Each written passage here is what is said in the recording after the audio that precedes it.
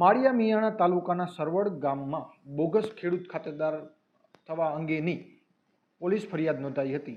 આ પોલીસ ફરિયાદમાં CID crime દ્વારા જે તે વખતના તલાટી કમ મંત્રીની ધરપકડ કરવામાં આવી હતી, જેની ધરપકડ કર્યા બાદ તપાસ કરતા તલાટી મંત્રી દ્વારા તરઘરીના સરપંચ સાગર ફુલતરિયાની પણ સંડોવણી હોવાનું જણાવ્યું હતું। જે બાદ સીઆઈડી ક્રાઇમ દ્વારા સાગર ફુલતરિયાનો મોરબી જેલમાંથી કબજો મેળવવામાં આવ્યો હતો અને આજે માળિયા મિયાણા કોર્ટ ખાતે તેમને રજૂ કરી સમગ્ર કેસની વધુ તપાસ માટે કોર્ટ સમક્ષ રિમાન્ડની માંગણી કરી હતી। જે બાદ કોર્ટે તારીખ 5ના સાંજે 7 વાગ્યા સુધીના રિમાન્ડની મંજૂર આપ્યા છે। રિમાન્ડ મળ્યા બાદ પોલીસ આ કેસમાં વધુ તપાસ હાથ ધરશે અને કોની કોની શું ભૂમિકા છે તે અંગેનું વધુ માહિતી સામે આવે તેવી શક્યતાઓ સેવાઈ રહી છે।